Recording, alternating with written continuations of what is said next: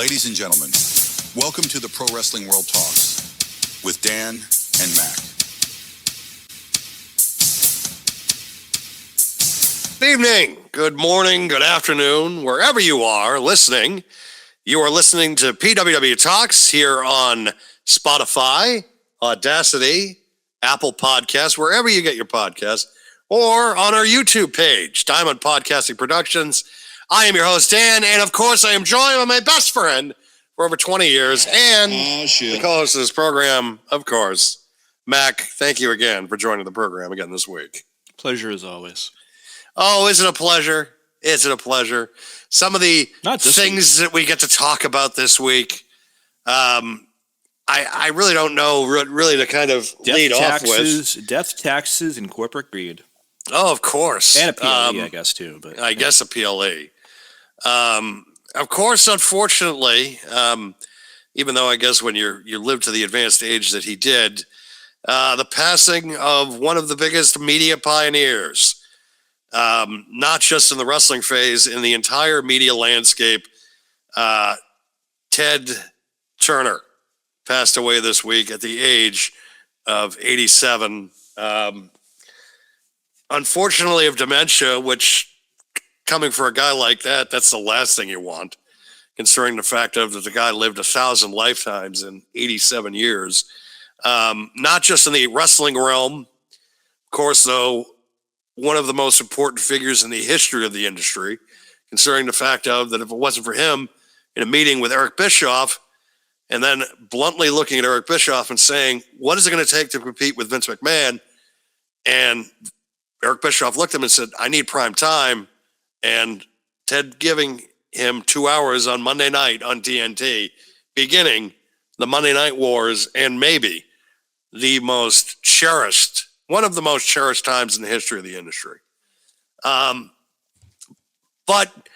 that's not so. Of course, you can put him as one of the strong pushers as far as getting the NWO out there. If it wasn't for him, the NWO wouldn't have happened. If it wasn't for him, WCW wouldn't have been able to compete with McMahon in the late 90s to early 2000s.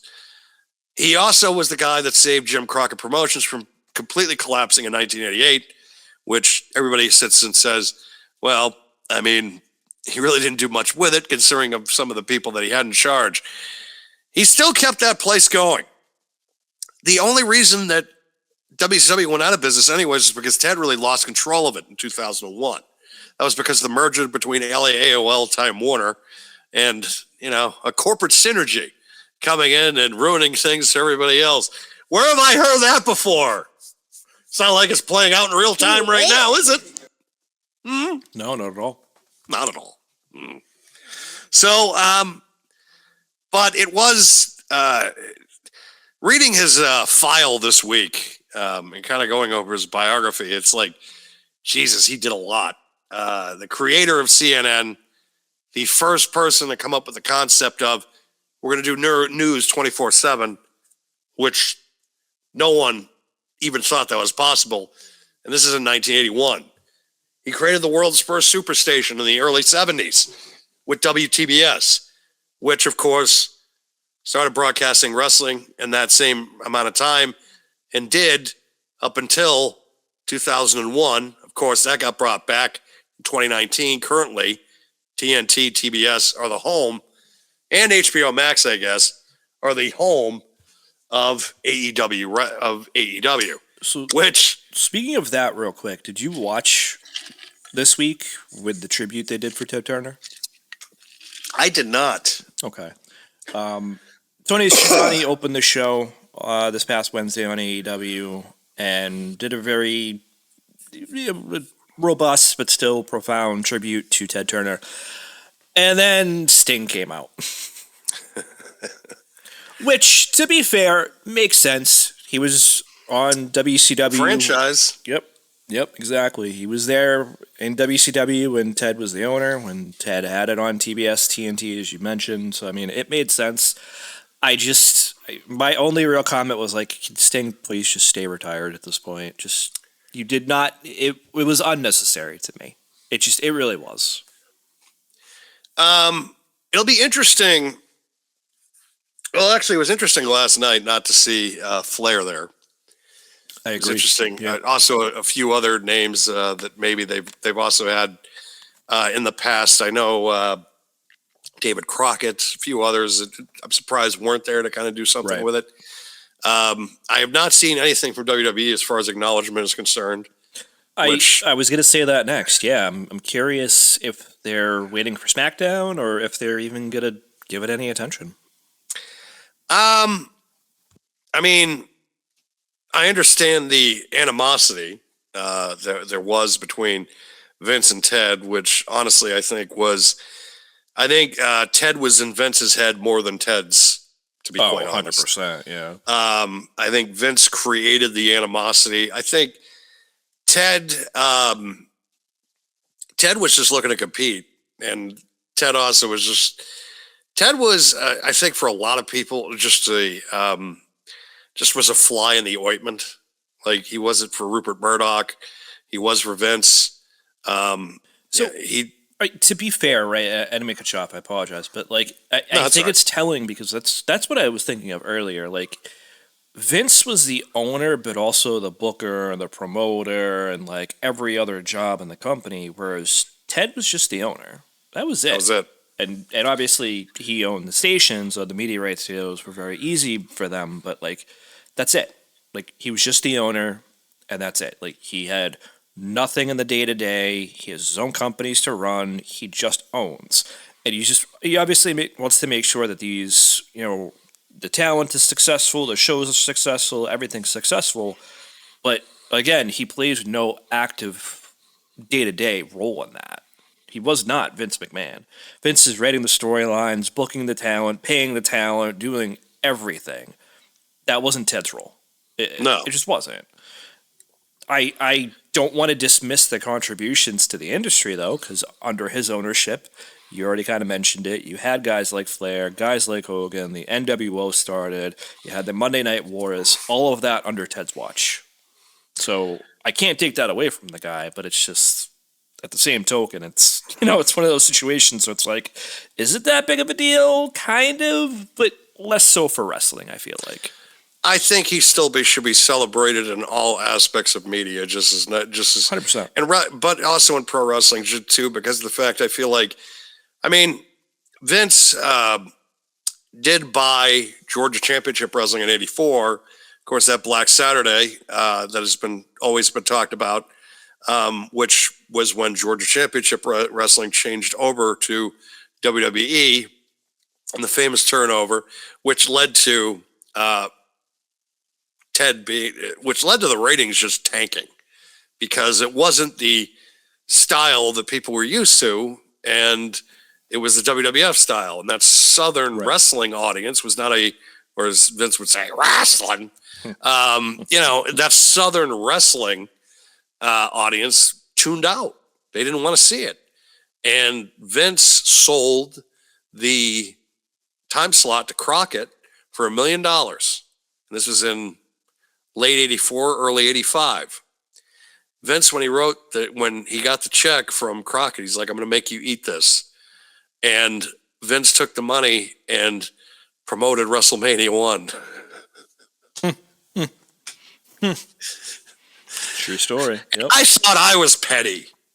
It's and it's just he created like this invisible like territory. Oh, he's coming after me. It's like, no, he's competing. There's a difference. Like he has the money. He's Right. And he was also the first guy really to create the concept. I didn't like the Braves when I was a kid, but they really were America's team because they were on in every state in the country. Everybody knew who everybody was. And also as an owner, he was willing to pay for the talent. God, those early 90s teams, Christ. Smoltz, Glavine. They did have two generational talents in Chipper Jones and Greg Maddox. They did. Yep. 100%. Two generational talents. Two are probably the best that I've ever seen at their positions. I didn't respect Maddox then. I've grown to respect him more as I've grown older. Glavine and Smoltz, I'm still pissed at Smoltz for stealing the money from the Red Sox in 2010. Like, I'm still, or 2009, one of the years, but it was like the last year he ever pitched. Of course, the Red Sox, we're going to pay him. Great idea. Yeah. And then he's a terrible Fox analyst also. He's just a complete bore during the World Series. So I have no love or appreciation for John Smoltz whatsoever.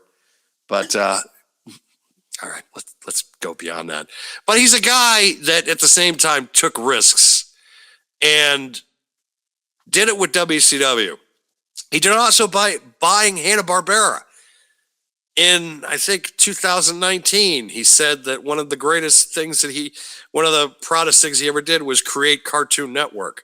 So if it wasn't for him, we wouldn't have Adult Swim or Rick and Morty or Courage the Cowardly Dog. You name it. Every intellectual property that came out of Cartoon Network was all because Ted Turner got the idea of, I'm going to create a 24/7 Cartoon Network. And it's going to be successful. And he's right, it was. And I'm sure it hurts. He almost bought Paramount at one time. He almost bought CBS at one time. Yep. Like, he was going to buy more. Like, it wasn't just wrestling, the Braves, the Hawks, the Thrashers. Let's see, what else? CNN, TNT, TBS, the Cartoon Network. Like, let's see where else we could throw at it. Like, it's just, it's a loss as far as the media empire industry is concerned. I know that there's a lot of negative kind of connotation about billionaires. I always put Ted in a kind of higher esteem for as far as billionaires is concerned, just because of the fact that, I felt like he actually cared and gave away a lot of money, created the Goodwill Games, and wanted to, and at least did things that were positive. I have a hard time looking at a billionaire like Ted that created all this and therefore created so many jobs for people in creating all of those networks and stuff like that, versus just other billionaires that don't do any of that stuff. No. Right? Like, it's just, I'm not going to name names. Anybody that listens or watches can decipher that how they want to. I'm not going to be specific at any names, but it's just a scenario where it's like you see the differences. You just do. And for me, those differences are important because it speaks volumes to the legacy of Ted Turner, and obviously it's going to speak ill of anybody else's legacy that does not do the same with their money. It just is what it is. But it's an unfortunate loss. I kind of mentioned it already, where it's like, yeah, he's not as known for wrestling, but still, as I mentioned before as well as you, he still is important to the industry. And I think he will not be as remembered for that, unfortunately, but that's okay. People like us that grew up during that time period will remember him for that, but also the contributions that you already mentioned as well, like Cartoon TNT, Network, TBS, Cartoon Network. Yep. That's another big one. TBS, TNT, I mean, still, he always said that the biggest regret he ever had was the all-time Warner deal. Never wanted, if he had to do it over again, he would have. Because he never wanted to do it, never wanted to lose the power. It bothered him that intellectual properties that he held on to for years, including WCW, got taken away from him and then shelved out for nothing. And I'm sure that there'd be a lot of things that are currently gone on with the current state of a lot of the media landscape, where it would have been interesting to figure out if he understood the concept of broadband and television, like as far as like Wi-Fi and streaming and stuff like that. So massive loss, not just for the wrestling world, but in my opinion, the entire media landscape, especially cable television. This guy was the king of cable. It wasn't even a thing until he came into prominence. So rest in power, Ted. We appreciate it. I did have to appreciate Adult Swim when they shared the picture of him in his captain's sailing outfit, kind of just like, oh, captain, my captain. I was just like, That was cool. Yeah. that's showing appreciation. Not sort of their kind of the pioneer, the guy that kind of started it all. And yep, even Jane Fonda, his ex-wife, shared nice, kind words, which I was like, wow, that's surprising, considering who it's from. Jesus. But all right, cool. All right, but rest in power, Ted. Yep, rest in power.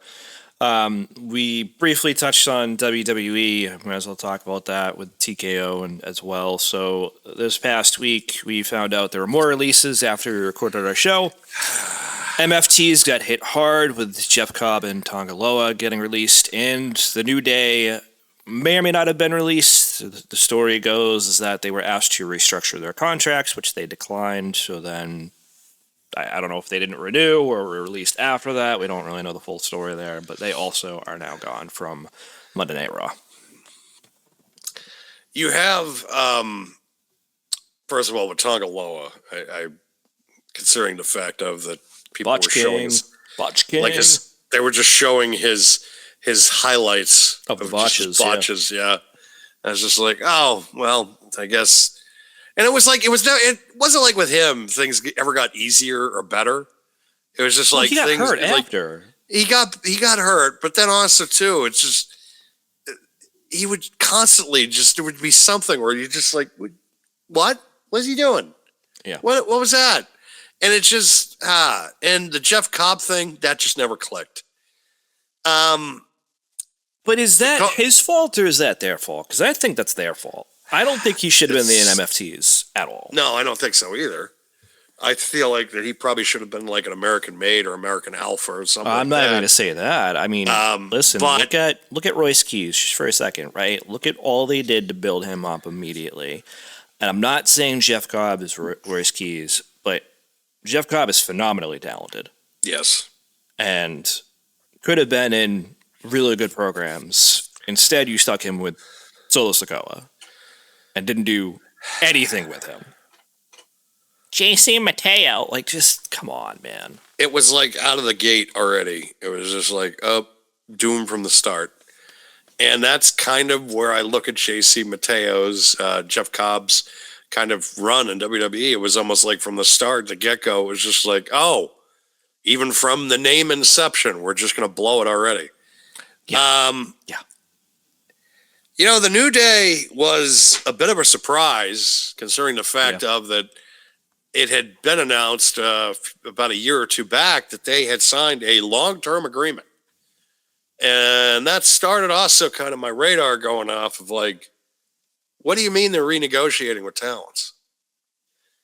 And that has become the kind of rumor that has been going around the company this week and around the internet that the TKO brass, who, by the way, made record earnings. Profits last year, record earnings, have been going up to talents, certain ones, and telling them that they have to take a 50% cut in their salary, and they have 2 days to figure it out, or they're going to be released.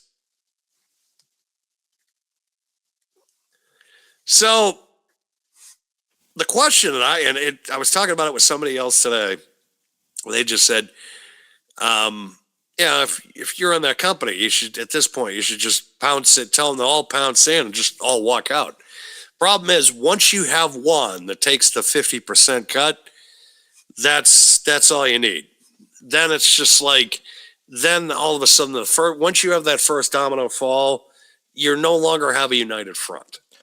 Then it's everybody for themselves. So I'm not going to disagree with that, but here are my issues. So number one, as we just said, at the same time, pretty much, record earnings. So what is the purpose of these cuts? Then you hear the news that Nick Khan hit his bonus, and it was a substantial amount, over double his regular earnings. Ari Emanuel made a lot of money. Shapiro made a lot of money. We don't know how much Triple H made, but maybe his bonus structure is different. But I'm hearing it's close Rock to... was wearing his on his fucking watch. Well, Rock was also wearing a dress over the weekend, but that's another story altogether. I don't watch the Met Gala, but I've seen the pictures. Anyways, I don't understand it, because not only do you have all these things going on at once, but you just signed Evil out of Japan. You just signed Matt Cardona a few months ago. You just have a new class in NXT, basically. That, yeah, NXT salaries are not substantial or anything by any stretch of the imagination, but, let's be real, it's still more money. So, where does it come into play that you have guys like the New Day who have just signed new contracts within the last few years that were seen as WWE lifers? Oh, and you just re-signed Paige, by the way, too. I forgot about that one. But you have guys like the New Day who are lifers that you ask them to take a pay cut and then just say, all right, well, if you're not taking the pay cut, see you later. Here are your walking papers. It's a little odd, right? But I am not going to sit here and be like saying anything else aside from that. I think it's weird.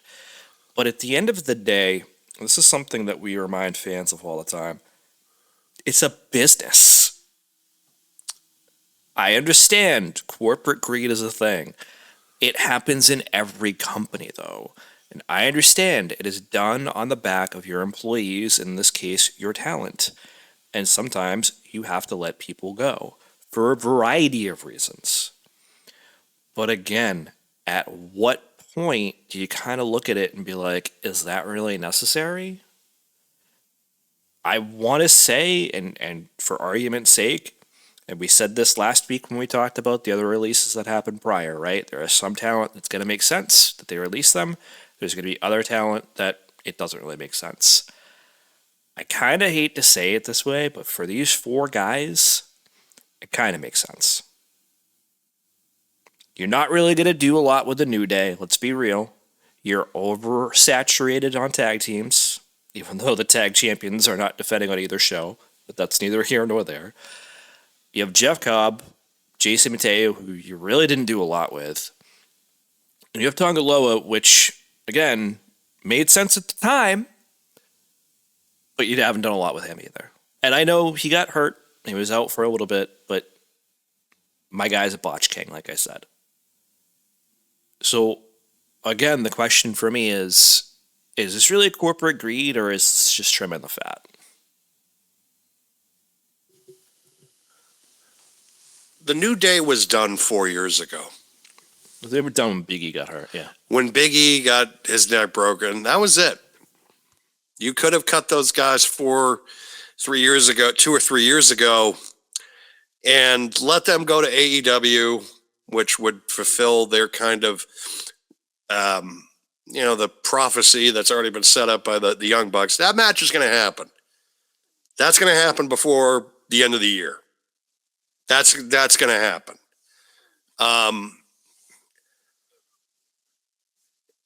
It's interesting because all the stuff with AEW recently now and I don't know the full story. I don't know, all that's been reported really has been hearsay, that they know, or Tony knows, that they're not getting renewed by Warner Brothers or Paramount when that happens. And it's going to be real difficult to get a TV deal. Excuse me. Yeah, because WWE is so oversaturated on the deals that they have. They've spread the pot so much, yeah, that the only places really you could look at is Fox and Amazon. And Fox is probably going to say no, because they told WWE in 2024 no. Well, and that was a number, though. That wasn't because they wanted to get out of wrestling, which maybe the part of that could be true now. Maybe they don't want to get back into it. But my understanding was Fox said no specifically because of the number. And AEW is not getting the ratings that WWE is, and they never have. They did 1.4 million the very first show they ever did, and they have not come close since. But that's going to become a real story if, when time gets closer, they can't find a house and they're on YouTube. And then you're going to start worrying, is he going to have to start cutting contracts? Because there's no way that's going to be a sustainable business if they go from TNT money, TBS money, to YouTube. So that's going to create a problem for talent down the line, because it's going to be less money that's going to get thrown around. It's funny because I'm thinking back in the day, and I have to look this information up now because it's funny in context. So let's see. Hold on. 6. Okay. Some of the channels that I remember WWE going to for a little bit was MTV, which no longer exists really, and Sci-Fi, ironically enough. For ECW, yeah. Well, I think they had something else on it too at one point. I don't remember what it was. It could have been SmackDown. It could have been Raw. They were on certain TNN for a episodes. bit, if you remember. So they were on. That's true then too. Then they went over to Spike. Oh, when Spike TNN was changed. another one. Yep. Yep. So I looked up who owned Sci-Fi. I just Googled it. Now controls several NBC Universal. So I don't know if that would work. It's not controlled by NBC Universal. Looks like it's controlled by a company called Versant, which is a news media company created following its spinoff from Comcast/NBC Universal. So I don't know if that would work. You said Spike. Does Spike even exist anymore? No, that's Paramount Network. Okay, So so that they would be- definitely can't go there. Yeah. Can't go to Paramount because UFC's there. Yep. Can't go to ESPN because Disney, and that's where Can't go to WWE anything is. Disney, really. Can't go to Peacock because they got Saturday Night's Main Event. Can't go to CW because they got NXT. So you can't go to CB. So you got Amazon or Fox. If they're in that position. I don't know if they're in that position for real or not. And I again, wonder if they could go to like a movie channel like Stars or something like that. they would still take a massive cut. Oh, for I mean, it. yeah, obviously, because Stars would have to do all the promotion and the advertisements and everything for them. I mean, Would have to be Amazon would probably, but They're not going to get Amazon, dude. Amazon is going to want to see profit, and they're going to see just a bunch of red. that's true. They're just going to be like, I mean, but you have these places now that are just because there's no streaming service that's really made money. Like every one of them has been losers. That's true. You're not I mean, wrong, which has been part of the issue. I mean, Paramount has lost money. Peacock's lost money. Disney's stuff has lost money.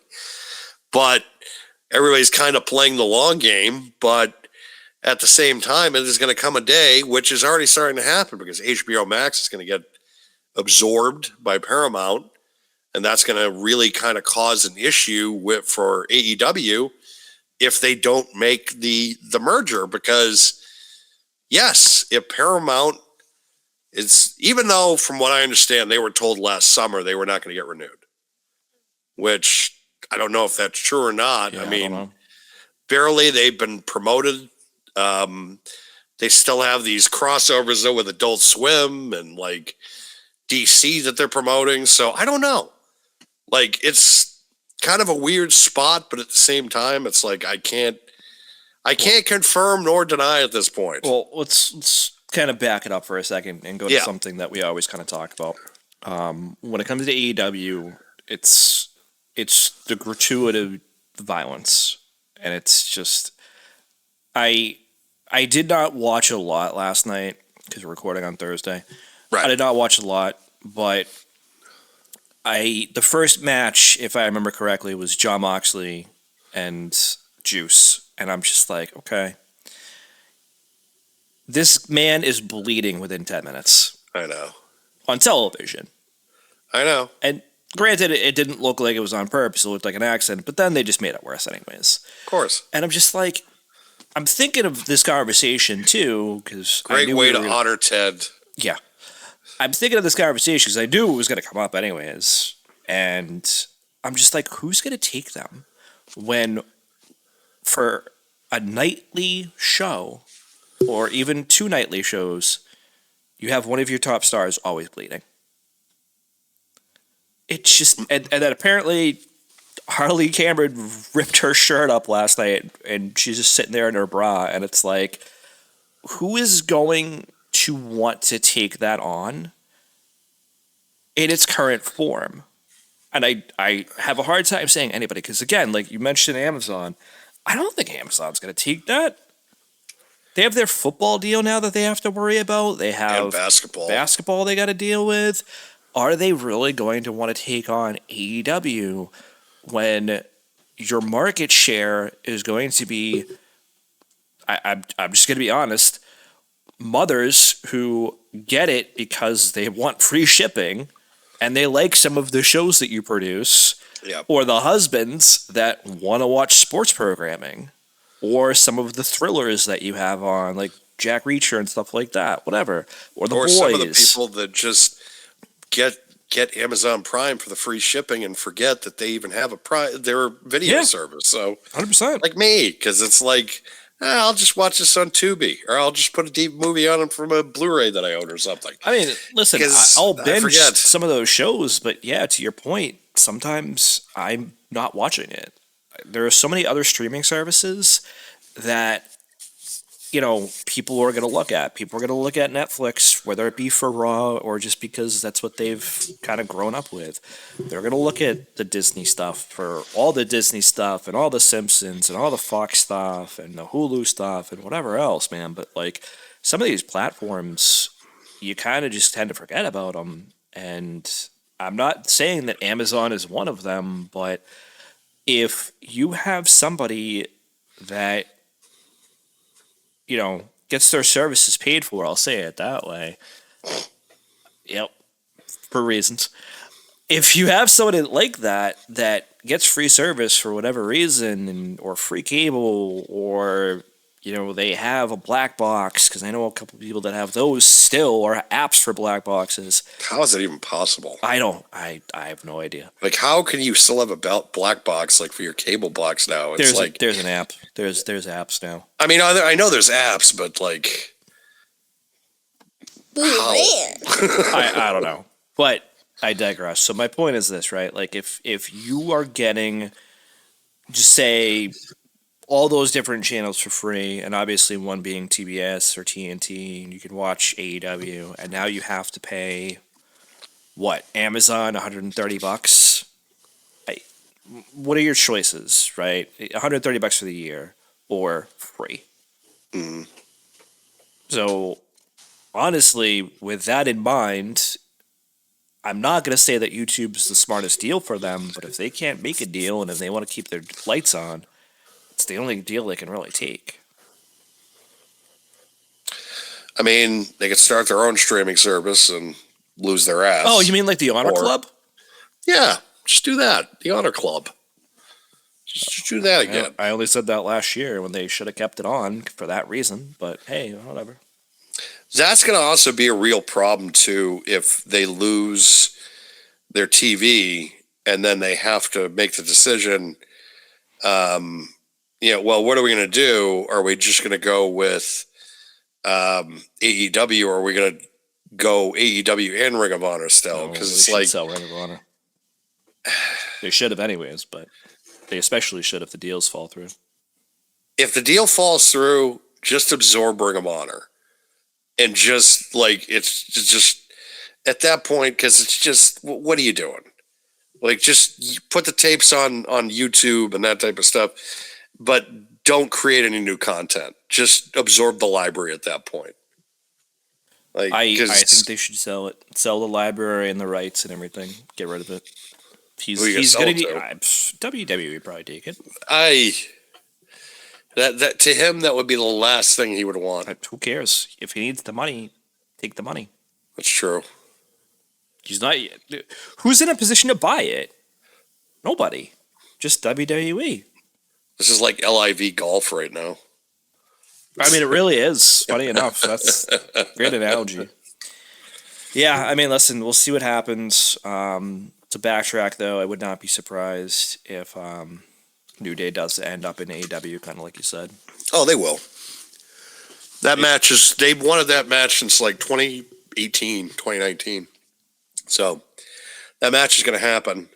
And then on top of that, too, you have to worry, who else is going to be on the chopping block for the releases? Who else are they going to get? Who else are they going to cut? Nobody right now. It's been a quiet week, so hopefully that's it. But I mean, who's to say? Every time we say that, we come in the next day. We're like, oh no, who got cut now? Sorry, I jinxed it, I guess.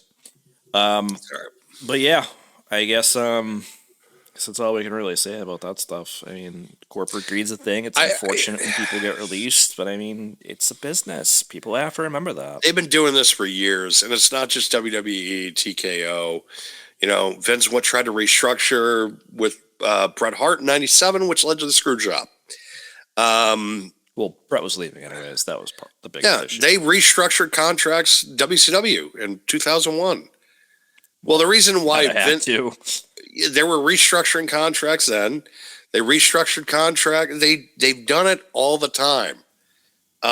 It's just never really talked about. I'm sure Tony has had to restructure contracts with certain people. Tony Tony doesn't release people, but he does let contracts end. He's that guy of just like, okay, I'll pay you. I'm just not going to use you. Like Britt Baker should be in WWE by now, but nope. Just keep paying her until her contract's up. Yeah, to me that's crazy. I don't get that at all. I get it too from the standpoint of, some of these guys and girls too, they've been there for a while. Why are you releasing them? It's like, it's a business. This isn't like, you hurt their value by freezing them. You 100% do. Except Danhausen. It's the only one that didn't work on. Oh, we'll talk about that later. But I mean, for me, it's less about that, but more about the fact that it's like, I don't understand continuing to pay them if you're not going to use them. It's like a job that you'd never show up to work for. Like, what's the point?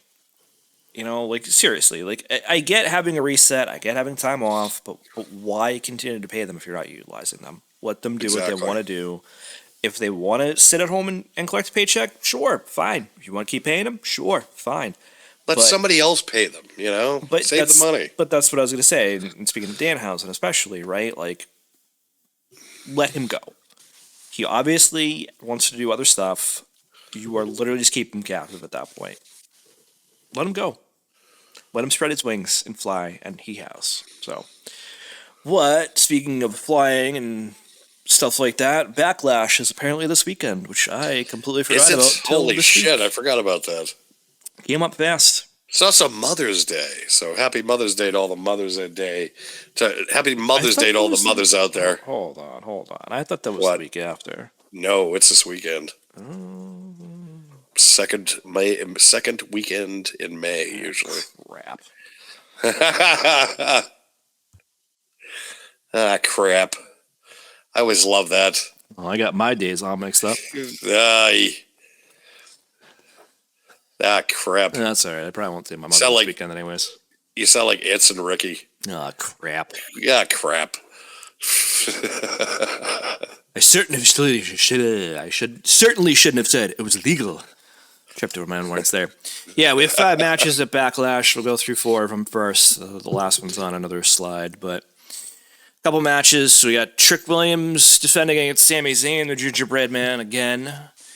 We have Asuka versus Io Sky. We have Braun Breaker versus Seth Rollins. And we have Kit Wilson and The Miz against Danhausen and Mystery Partner. Well, The Io Sky and Asuka thing, the rumors of Kairi Sane making an appearance seem to be kind of really growing heavy and heavy. So who knows what's going to happen with that? Trick Williams and Sami Zayn, I keep hearing things about a double turn. Kind of upset that Sami Zayn also got rid of the gingerbread man. Like, destroy the gingerbread man. That wasn't cool. Just because the gingerbread man was getting his own entrance. Like, you shouldn't, in his own dressing room, you shouldn't get mad about that. It's just, it's, I understood it's a vehicle to further the feud, but it was so dumb. It was hilarious. It was hilarious, but it was stupid. Let's be real. Trick Williams also hitting that, like, bitch slapping that tech guy was hilarious. Oh, the pimp slap, yeah, that was awesome. He's just like, bam. But you know what? You know what got me about the whole gingerbread man thing was, as soon as he chases Sammy out of the ring, he calls medical into the ring. Uh-huh. I'm like, all right, now you're just going to a stupid place with this. All I could think of was the scene in the first Shrek movie. Not my gumdrop buttons. Not my gumdrop buttons. Just, oh god. But yeah, I'm happy for the Asuka and Io match. Trick and Sammy, it's like, why? Yeah. It's like, can this be done already? Like we didn't we do this already? Like, not even a month ago. Just Mania. Yeah. It's like Trick get somebody else, you know. Yeah, he should have gotten Mello. Yes, I should have gotten Mello. Braun Breaker, Seth Rollins. I'm gonna be honest. This is my piss break match. I honestly don't care. Here's the thing about this that bothers me. That actually I find really funny is the fact of that Rollins, when he went up to Roman Reigns, of just like, you're in my way. And then immediately goes out there and gets fucking destroyed by Braun Breaker, where everyone is chanting, do it again. Do it again. Yep. This is the guy who's out he was just teasing to Roman Reigns, the tribal chief, you're in my way. And then goes out there and gets killed by Braun Breaker. Rollins is supposed to be the baby face and people are supposed to get behind. And they're cheering for Braun Breaker to be like, do it again. Do it again. That's the wrong reaction. You know at this point that Seth Rollins, there's a fucking problem there. Like, you should know at this point there's a problem there. That nobody gives a shit about this guy anymore. I just don't know what it is at this point. Like, I just don't. And I know that sounds rather cliche to say that, but it's just the truth. I want to like Seth, but he just makes it so hard, man. But he makes it hard. And, the whole stuff with him and the Street Profits and Joe Hendry, it's the same stuff. It's like, I don't care. And if you're building that towards War Games in November, I'm just going to tell you transparently, please stop. Yeah. I don't want that. No. I don't know anybody else that wants that. And it's still 6 months away. So please stop. You have Braun Breaker now you have Braun Breaker on the cusp right now to be a babyface with this whole thing. Like, he's supposed to be the heel, yet he is being cheered in this because people are at the point with Seth Rollins of just like, especially too, of you're trying to make Seth Rollins and Roman Reigns a thing again. Stop that. Stop that right now. Because we're done with it. Yeah, the audience proved that they were done with it when they were like, do it again, do it again. Braun Breaker was cheered for killing Seth Rollins from the moment Braun Breaker came out. Yep. I just don't care. I don't want any of it. I don't want this match. I don't want him and Roman again. No. I don't know objectively what I want with Seth Rollins, but I think part of the reason that I don't know what I want is because I don't want him around. No. he needs the perfect place that Seth Rollins should have come back was at SummerSlam, because people would have written him off that much longer the longer he was out. That would have made it more interesting. Not this. And I get it that there are things that have happened, like Braun getting hurt too, like Bronson Reed getting hurt too, that didn't help whatever they were going to do. But I'm just going to be honest. Whatever they were going to do was probably going to suck anyways. The Vision was a disaster. From the moment the whole thing started. Is and was. Was. A disaster, and it was a disaster. With Rollins Rollins in it, it was worse. Oh, 100%. And now it is still bad, but it's less worse. But you have a chance with Braun Breaker now, because everybody was just like, do it again, kill him. And it's like, that's the wrong reaction. That's the one backstage you don't want. So... Yeah, and I mean, not for nothing. Like even when Rollins came back at Mania and had the match with Gunther, it was the same thing for me. It's like I didn't want that either. I didn't want it. If the favor, which we'll probably find out this Friday night, if the favor was to move Gunther to SmackDown to face Cody Rhodes, I'm all for that being the vehicle to get him over there. I'm not for the fact that we had to waste a WrestleMania match to get to that, but beggars can't be choosers, I suppose. And he beat Rollins, too, so I was fine with that, too. Speaking of Gunther, did you happen to see the video of him and Kaiser shooting guns? Yes, I did. That was hilarious. I did like that. That gun had such a kick that both Kaiser and Gunther started speaking German again. That stuff was awesome. The last match we'll talk about before we get to the main event, obviously, is Kit Wilson and The Miz against Danhausen and Secret Partner. So there's context clues there about apparently the person's that is going to tag with him, likes money. That could be a whole lot of people. I'm glad that Danhausen is getting a PLE match. I'll say that. It's rather unfortunate, though, that I feel like this was probably going to be the shortest match of the night. Who will be the partner is the question. I hope it's Pepsi Phil. Pepsi Phil will be hilarious. Pepsi Phil. I'm hoping for Pepsi Phil, even though it could be truth. That's true. I wouldn't hate that, though. I wouldn't hate it, but I want Pepsi Phil. I want Pepsi Phil. But truth would be good. Like Maurice would be hilarious. Oh, that would be awesome. That would just be absolutely hysterical, hilarious.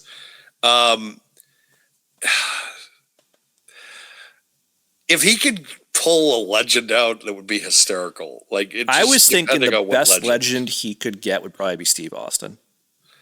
That would be the best. I don't know, or Cold Steve. Cold Steve, yeah. Cold Steve.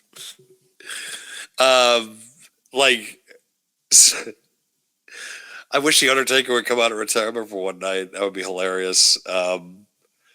There's a lot of possibilities for this that could make it really funny. I don't want it to be something stupid, but I don't think with this they're going to be able to do something stupid, because I think they'll be able to get anything over they wanted to with this. But it has to be, if it's going to be something stupid, it has to be stupid in a funny way that people will laugh at. Not like, what the fuck are you doing, stupid? Yes. That's my only true concern of okay, so where do we go from here? And Pepsi Phil. Yeah, Pepsi Phil. Listen, for me, it has to be Pepsi Phil. You said the guy likes money. Apparently, that was the line that Michael Cole used. So, for me, it would be something very easy where it's one of his first promos back, I like money. Yes. Just do it. Sign me up. And I'll be all here for that. It's probably not going to be Pepsi Phil. Apparently John Cena has an announcement to make at Backlash, so... Oh, God. Maybe it's John Cena, and who knows, man. Is the biggest announcement of this? It's going to earth the core Shake the WWE Universe to its core. Yep, I'm back for one match. I'm going to kick Miz's What's the ass. announcement's going to be? I'm back for one more match with Danhausen, and I'm going to kick Miz and Kip Wilson's ass. Kip Wilson's ass, yeah. One of the other things, I don't know where he is in recovery as well, but one of the other things that would be somewhat funny would be to have Elliot Prince come back with Danhausen paint. That would be funny. And it would be the Miz and Elliot Prince against Kip Wilson and the Miz. That would be pretty funny. I think that could work too, but I somehow don't think that's going to be the case either. Yeah, I'm just wondering who the partner is going to be. I hope it's Pepsi Phil, but it's probably going to be like Truth or something else. I wouldn't hate it if it's Truth. No, I wouldn't hate it either. Mean, Truthhausen needs to happen. Yes. But at the same so does Pepsihausen. I agree. I totally agree. But yep, that'll bring us to the main event. One Jacob Fatu against one Roman Reigns for the World Heavyweight Championship. I mean, this is definitely a match that I definitely saw coming down the line. As soon as they got Jacob. Now, I knew it was one when they got Jacob Fatu. I'm like, and Fatu got as over as he did that quickly. I'm like, they're going to pull the trigger at some point with this match. Yeah. I just didn't think it would be now. I didn't expect it would be just right out of the gate. I expected this to be kind of more of a slow build. But I think part of it is to try to get Jacob Fatu over in like a short amount of time. Even though he is over, I think they want him to get to the stratosphere. So this one's going to be kind of tough because I feel like in a losing effort, Fatu is just going to come out of this better, even if he loses. A part of me, though, is thinking, why not? Just do the switch. It's not going to hurt Roman. But Roman, I also don't think is going to lose on his first pay-per-view, or excuse me, his first PLE after WrestleMania after just winning it. Yeah, especially in the fashion that he did. And I think the other thing that people are going to have to remember, too, is that we have Night of Champions, I believe, in June. Yes. Roman is slated to be on every Raw to that point. Yes. And who is the WWE champion right now? If I'm not mistaken, I believe it's Cody Rhodes. Cody Rhodes. So you have a champion versus champion for the Crown Jewel Championship most likely occurring at Night of Champions with Cody Rhodes and Roman Reigns if the current champions stay in place. Yeah, you're not going to really deny that matchup. Yeah, because I don't think they need a third WrestleMania match. I mean, it could be Roman and Gunther, however, because you never know. It could, but I just don't see that really happening. I just think it's going to be Cody and Roman. You give them Cody versus Gunther. I mean, listen, I think Cody needs a good feud with a monster heel, and you could do worse than Gunther. I agree. Just saying. And Gunther needs to be back in the title picture anyways, honestly. He does. But I definitely see Roman retaining in this contest, even though I do too. I do see Jacob Fatu coming out of this a lot better position. So I don't think it's gonna help or hurt him, honestly. I don't know what it is. Like, I'm pretty sure Jacob's gonna lose as well. This is the first thing I'll say.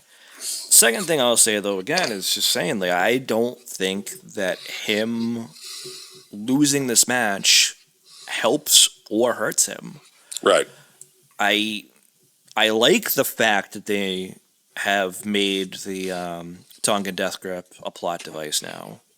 I like that. I like that Jacob is throwing that and throwing new moves into his arsenal that he really hasn't shown us before. So I'm enjoying it. So, I mean, from that aspect, okay, maybe he does come out a little bit stronger. But, again, maybe he does, maybe he doesn't, but it's definitely not going to hurt his momentum at all. No. So I'm for it. I don't really care. Going back to the other matches, they don't matter to me. They really don't. I feel like EO is probably going to win. I feel like Trick's going to retain. Whoever Danhausen's secret partner is going to win with him. And Braun Breaker and Seth Rollins, I'm going to say it this way. It's probably going to be Seth Rollins, but it should be Braun Breaker. I think it's going to be Braun. I don't know. I'm rooting for Braun, to be quite honest, because, I again, am with too. Rollins, it's like, just retire. I hate to sound like that. I hate to be that guy, but, yeah, it's just, I'm done with them. There are just certain guys that you just get to a point where you're just like, yeah, I'm done. And I just feel that way about Rollins. I'm not going to say he's done, but... No, I'm done with him. I'm not saying he's done. Okay. I was going to I'm saying I'm done with him. Yeah, I'm not even going to say that either, but I mean, he's getting close to that. Listen, we've talked about this enough, but I'll just say it again, just to reiterate the point, because why not? You had his character in the perfect place, and then you turned him heel. Yep. It was stupid. He did nothing as a heel except be annoying and pull literally everybody down around him. Yes. You had Paul Heyman, who was not even talking for weeks at a time. You had J&J Security, as you like to call them. Mm-hmm. And then, hey, let's just add Logan Paul for, like, no reason. Yep. It got stupid. So great. It got stupid. It snowballed out of control, and they did nothing with it. And then he got hurt, and then Braun got hurt, and then Bronson Reed got hurt. Maybe the order is a little bit wrong there, but still, all three of them got hurt. Right. And then you brought in Austin Theory. Like, for what? For what? For what? I didn't care for it then. I don't really care for it now. It's better without him, don't get me wrong, but it's still not good. At least we have Paul Heyman finally talking again. I'm all for that any day of the week. But if you turn him back to what he was before, when he was the World Heavyweight Champion and a little bit after that, I'd like him again to a point, as long as he's still competent in the ring. Right. But if it's just this dude who comes out in a black suit with a black trench coat now, yeah, I don't care still. You're not doing anything for me right now. It cracks me up that they sing that song so passionately, but then they were chanting one more time, one more time for Braun to spear him again. Oh, God. The fans are so fickle. It's so just funny. Done with them. I think they're fickle too, man. I think they're fickle too. I mean, they're fickle, but I think I just look at, and it's everybody online too. I feel like there's a good portion of it that's just like, yeah, I'm just done with them. Like, it's just. Well, I mean, speaking of done, I'm kind of done with the whole internet wrestling community at this point, because they have their own moments. The backlash, pun not intended, of TKO, brass, and stuff like that. I get it, but at the same token, like I said, man, it's a business. Yep. Every business does this. Everyone. It's unfortunate, but that's life, and pun not intended again, that's business. Everybody who has worked for a larger corporate company has gone through some way, shape, or form a restructuring. Maybe somebody got lucky and they didn't get restructured or let go, and that's awesome. But I feel like any of those bigger companies, somebody that you know was affected by that. Right. It's unfortunate, but just because somebody is making X amount more in a executive capacity doesn't then mean that they should earn this whole vitriol of, well, you make $32 million in bonuses and that could have been all paid to the talent. Like, just stop. Right. I get it. You don't want talent to let go. That's admirable. 100% admirable that you feel that way. Unfortunately, though, that's not the reality. Just gotta let it go. In a fantasy world. I know. 100%. Some of these people do, I feel like. Yeah, they do. But yeah, I think it's a decent show. It feels very quick after WrestleMania, but, we'll see how the show goes. We'll talk about it next week. It'll be interesting to see what Cena's big announcement is. I think it's some bullshit probably to do with like Club WWE or something, which... Probably. They've been teasing that for like over a month at this point. So I mean, it could be a venue for the next Mania after next year, or who knows? That's true.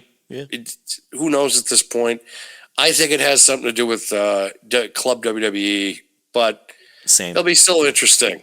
But I expect the Roman Fatu match to be good. I'll be interested to see if it's Pepsi Phil for Danhausen's partner.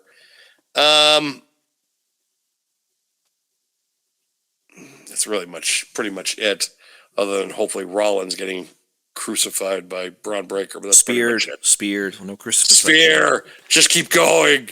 Spear him again. It's fine. I mean, honestly, I feel like it's one of those ones where it could go either way. It might be Rollins, it might be Braun, but I think that it would make more sense for it to be Braun. I agree. In a very dominant fashion, very much like kind of spear. But keep going. Do it again. That's just what I want. More. It's not Kylo Ren. Stop. It would be cool though if he hit like 5 spears on him. I wouldn't be disappointed by that. I would not be disappointed whatsoever. Yeah, me either. Well, again, Mother's Day weekend. So to all the moms out there that listen to us, happy Mother's Day. And also to the wrestling fans, enjoy Backlash. Should be a pretty good kind of distraction a little bit because... Palate cleanser, yeah. Yeah, palate cleanser. Who knows if there's going to be anything added to it? Who knows if they're decided, we're going to do Cody and Gunther for Saturday night too. Oh, okay. That's good to know. But so far, 5 good matches. Who knows? I mean, on paper, they all look good. So, I mean, I'm not disappointed by the card. Some of them, like I said, I don't really care as much, but it doesn't mean that I don't think it'll be a good card. Right. So on that note, everybody, thank you for watching or listening to PWW Talks. We'll be back next week to review Backlash and hopefully not have to talk about more releases from TKO. Good night, everybody. We will see you next week. Bye.